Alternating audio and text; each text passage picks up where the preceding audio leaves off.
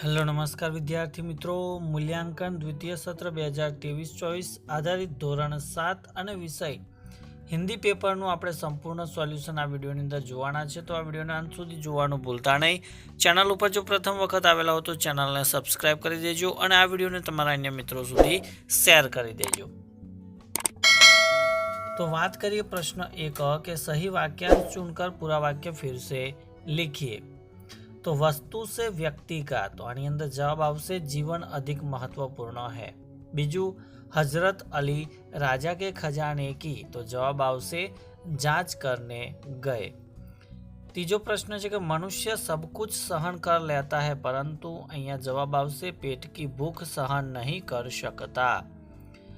चौथुं है कि छोटा बच्चा सामने से आ रही मोटर से, तो जवाब आवशे बिल्कुल बेखबर था. त्यारबाद ब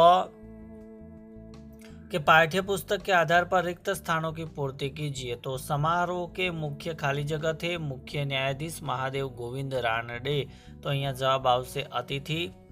बीजू है कि डॉक्टर खाली जगह भारत के पूर्व राष्ट्रपति थे, तो अहिया आपणे लखवानुं छे कलाम. पक्षी चहचहाते हुए अपने खाली जगह की ओर जा रहे थे, तो अहिया घोंसले पण लखी शकाय छे. लोग बड़े खाली जगह से उसका गीत सुनते थे, तो जवाब आवशे चाव से. खाली जगह मुंबई नगर पालिका के पूर्व आयुक्त थे, तो अहिया आवशे तिनाईकर. त्यारबाद प्रश्न क है कि निम्नलिखित प्रत्येक प्रश्न के उत्तर के लिए दिए गए विकल्पों में से सही विकल्प चुनकर लिखना है.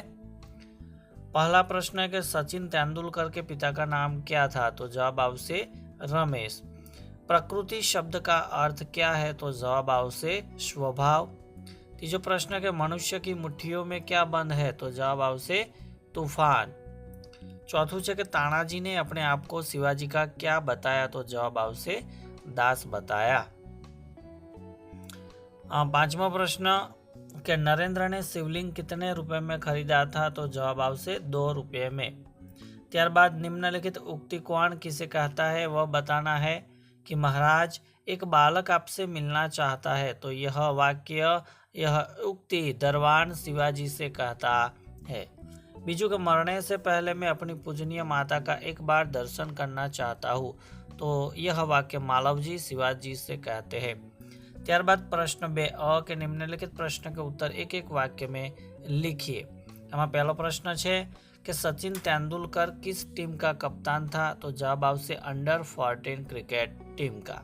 बीजू क्या देखकर तीनों स्त्रियों को आश्चर्य हुआ, तो चौथी स्त्री के बेटे का अपनी माँ के प्रति प्रेम देखकर तीनों स्त्रियों को आश्चर्य हुआ. तीजू है कि मालवजी कौन था, तो मालवजी शिवाजी के सेना के एक सिपाही के पुत्र थे. चौथों, पत्र के अंत में किरण ने हर्ष के परिवारजनों को क्या कहा था, तो अंत में किरण ने हर्ष के परिवारजनों को प्रणाम कहा था. त्यारबाद नरेंद्र ने बालक की जान क्यों बचाई. त्यारबाद ब है उत्तर आपणे लखवाना है. तो अहींया 5 प्रश्न आपेला है, एमांथी तमारे 4 नो जवाब आपवानो है. त्यारबाद प्रश्न नंबर 3 कि निम्नलिखित प्रश्न के उत्तर एक एक वाक्य में लिखिए. तो एमां पहलो प्रश्न है कवि ने मनुष्य को किसके समान वीर बताया है, तो जवाब आवशे अग्नि के समान. बीजू महाकाल कहाँ छिपा है, तो जवाब आवशे मनुष्य की छाती में. तीजू है कि कवि ने किसे धरती की शान कहा है, तो जवाब आवशे बेटी को. अने बेटी तारा बनकर क्या करेगी, तो दूसरों को सहारा देगी. ऐसा आपको उत्तर लिखना है.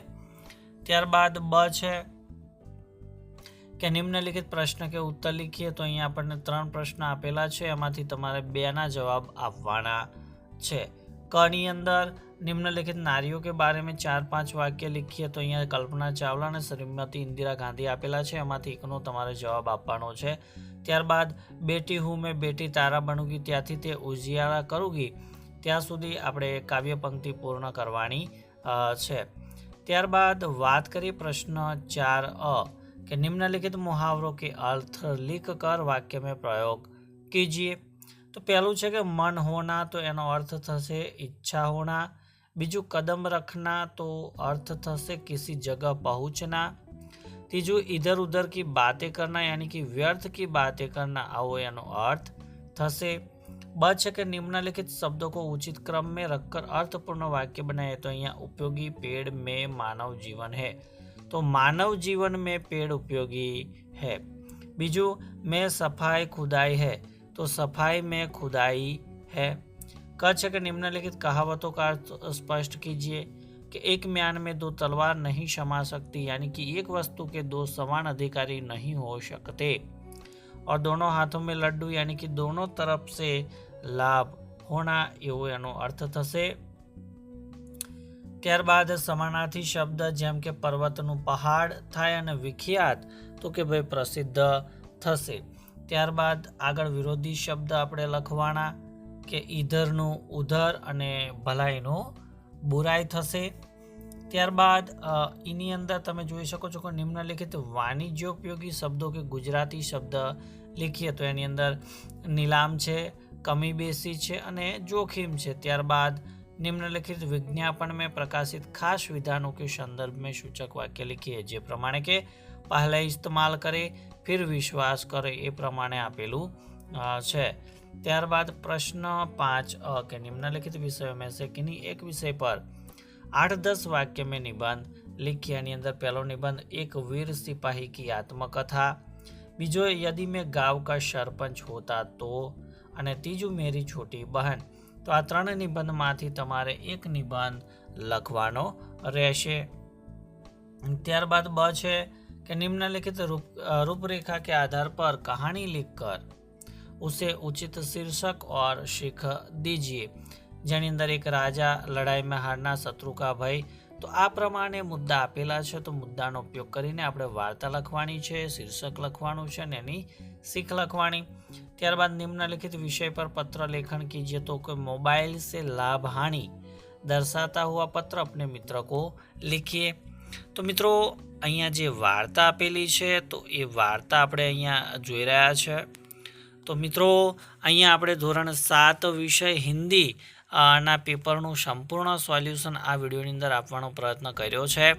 तो ચોક્કસથી આ વિડીયો તમને ગમ્યો જ હશે, તો વિડીયોને સૌપ્રથમ લાઇક કરી દેજો। બીજું કે આ વિડીયો તમને કેવો લાગ્યો એ કોમેન્ટમાં જરૂરથી જણાવજો, અને ચેનલ ઉપર જો પ્રથમ વખત આવેલા હો તો ચેનલને સબસ્ક્રાઈબ કરી દેજો અને બાજુમાં આપેલ બેલને પ્રેસ કરી દેજો, જેથી આવનાર તમામે તમામ નવા વિડીયોની નોટિફિકેશન સૌપ્રથમ તમારા સુધી પહોંચતી રહે। તો વાર્તાનું નામ છે પ્રયત્ન સે સફળતા, એ એનું શીર્ષક આવશે। આખી વાર્તા તમે અહીંયા જોઈ શકો છો। ત્યારબાદ નીચે તમે શીખ પણ જોઈ શકો છો। થેન્ક યુ, આભાર।